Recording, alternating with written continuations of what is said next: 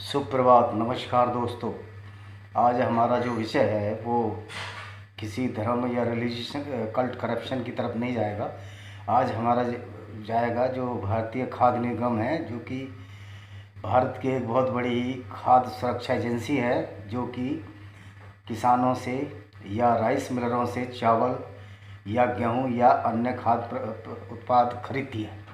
उसमें करप्शन किस तरह का है ये हम आपको आज बताने जा रहे हैं। तो पहले हम बताएंगे कि राइस या जो चावल है उसमें क्या करप्शन है।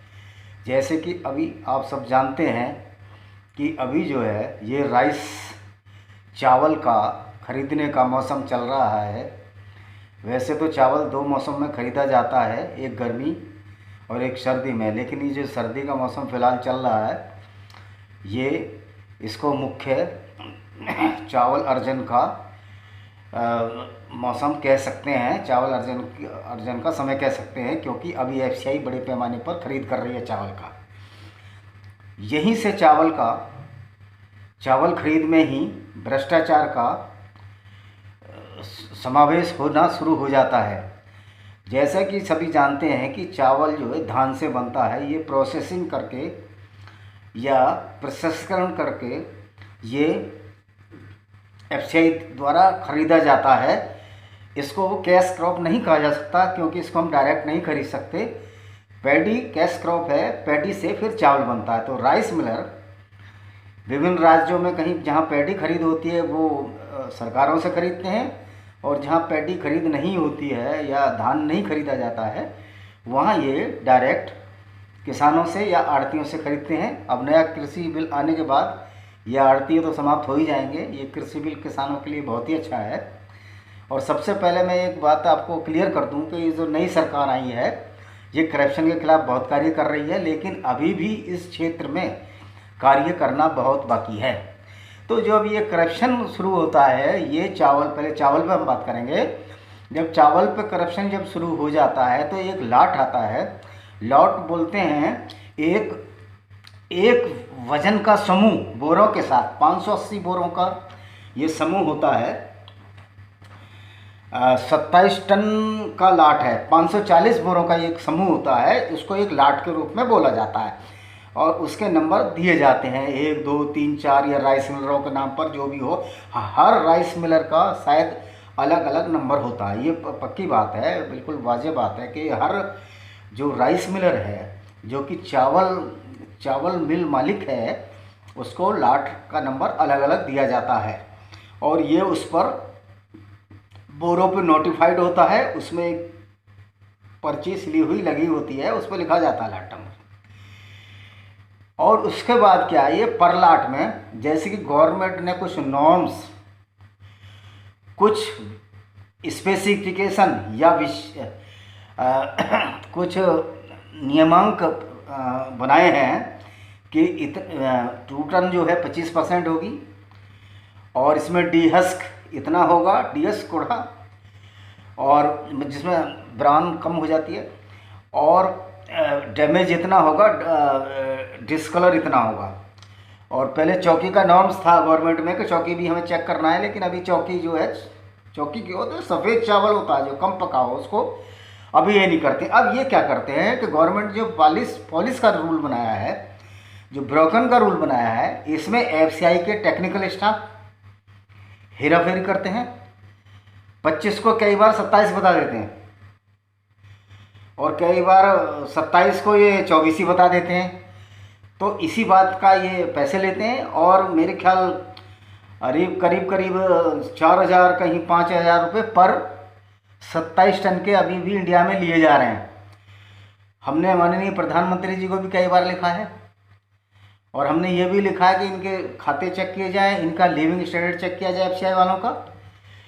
और ये एक एसआरएम था छत्तीसगढ़ में, जब मेरी स्थापना सेंट्रल वेयरहाउसिंग कॉर्पोरेशन में थी, एसआरएम रायपुर था।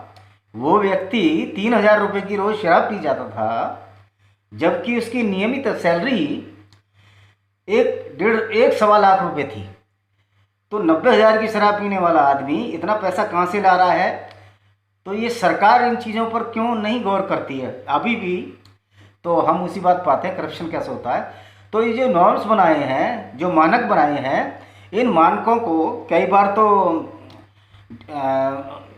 तो इनमें हेराफेरी की जाती है, यानी कि कुछ और बता दिए जाते हैं। राइस मिलर को मजबूरन रिश्वत देनी पड़ती है, और कुछ राइस मिलर भी मजबूरन नहीं, अपनी खुशी से रिश्वत दे रहे हैं, उसको एक ट्रेंड बना लिया है। तो इसमें जितना एफसीआई वालों का दोष है, इतना ही चीनी चावल मिल मालिकों का भी दोष है।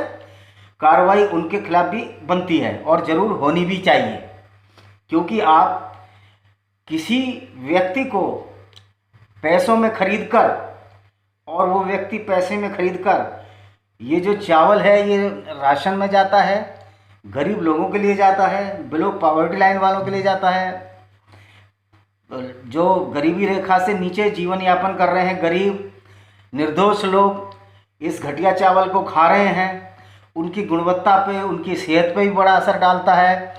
तो जब सारी ही भारतवर्ष की दुनिया, भारतवर्ष के मनुष्य, भारतवर्ष की जो लिव स्टॉक है, जो मनुष्य क्षमता है, उसको इस तरह का खाद्यान्न देकर कमज़ोर बनाया जा रहा है, तो हमारे भारत की सेना को अच्छे वैज्ञानिक, अच्छे तकनीकी, अच्छे सैनिक कैसे मिल पाएंगे? क्योंकि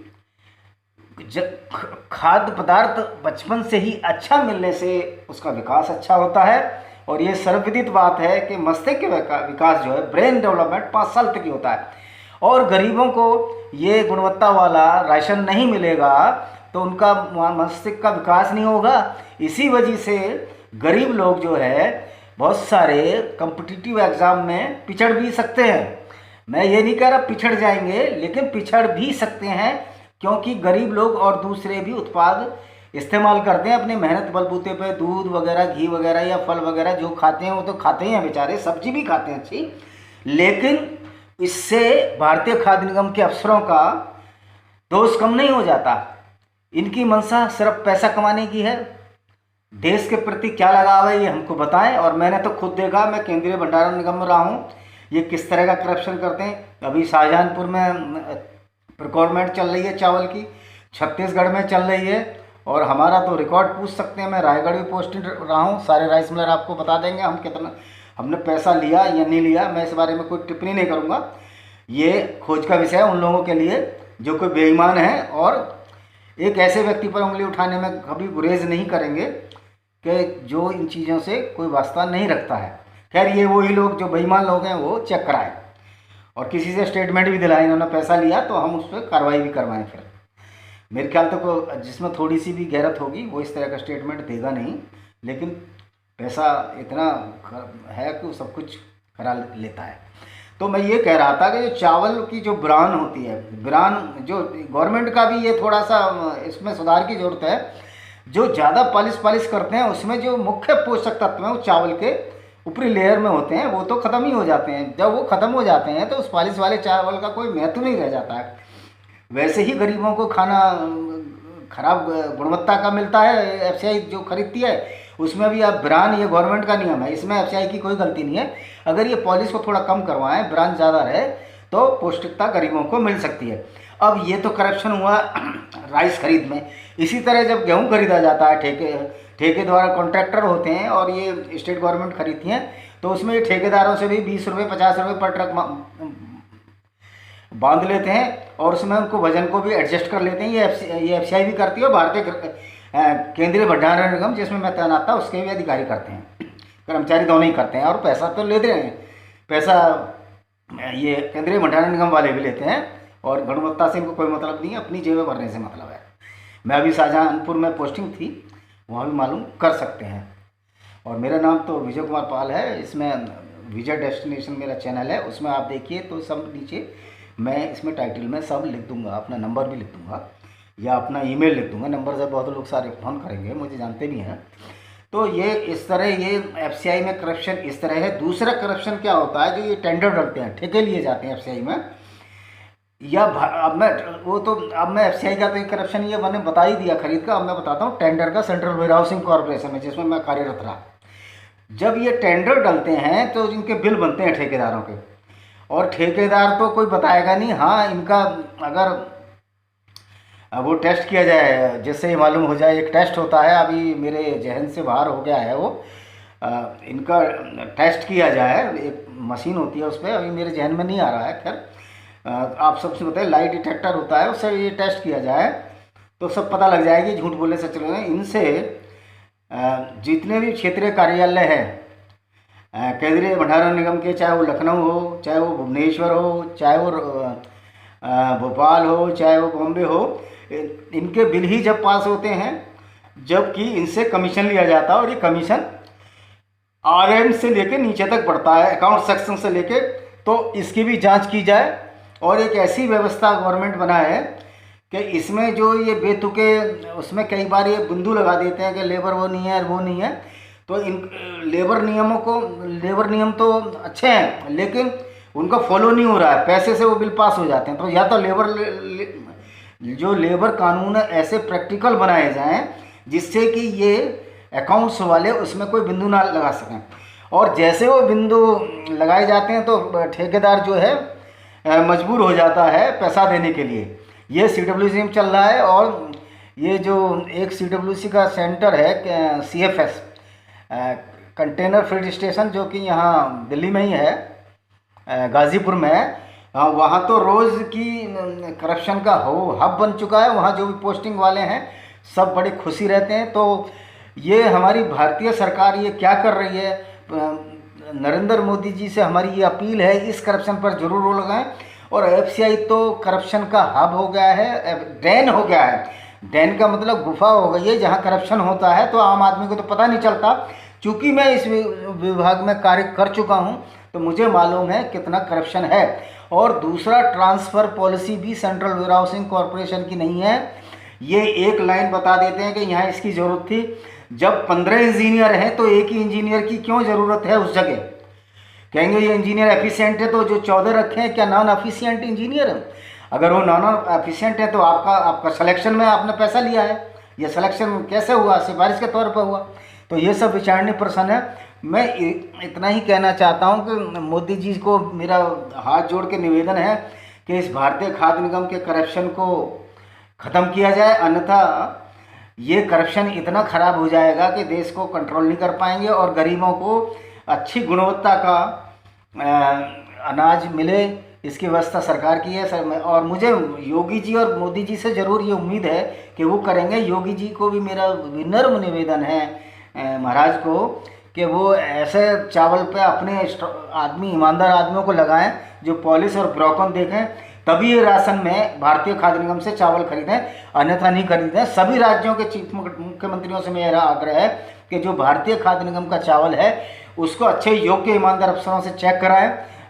अगर किसी बेईमान से कराए तो उसकी हाँ में मिलाएगा, और तभी ये राशन के लिए राशन में गरीब लोगों के लिए बटे, जिससे गरीबों को उनका पूरा लाभ मिल सके।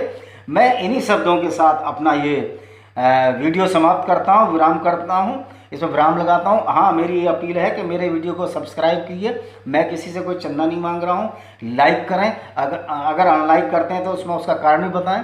अगर कोई गलतियाँ होंगी तो हम उनको रेक्टिफाइड करने की कोशिश करेंगे, और भविष्य में भी ऐसे लोगों को जागरूक करने वाले वीडियो हम बनाते रहेंगे। और हम इसका प्रूफ भी देंगे। कहीं कोई अगर FCI वाला कहता है कि हम करप्शन नहीं करते, तो हम उनका प्रूफ, उनकी लिविंग स्टाइल, उनके कहाँ का मकान या प्लॉट है, और उनके रहन सहन के स्तर से भी हम दे सकते हैं। क्योंकि कई मिलरों ने FCI वालों के सामने, FCI वालों को मेरे सामने ही ऐसी अभद्र टिप्पणियाँ की हैं कि वो चुप सुन लेते हैं, और वो क्या टिप्पणियाँ हैं वो यहाँ बताने लायक नहीं है। हाँ, अगर किसी को ईमेल पे चाहिए तो टिप्पणियाँ मैं ईमेल पे या मेरे इसी पे कमेंट्स में नीचे लिख देना, मैं वो भी आपको बता दूंगा। अपना कॉन्टैक्ट नंबर या अपना ईमेल ज़रूर दें, उसमें क्या टिप्पणी है मैं दूसरी भाषा में उनको समझा दूंगा। इन्हीं के साथ मैं अपना ये वीडियो को यहीं समाप्त करता हूँ, विराम देता हूँ। फिर पुनः एक बार इसको लाइक करें, सब्सक्राइब करें, आइकन बटन को दबाएँ, जिससे कि मैं आपको ऐसी ऐसी वीडियो लाता रहूं और करप्शन का पर्दाफाश करता रहूं।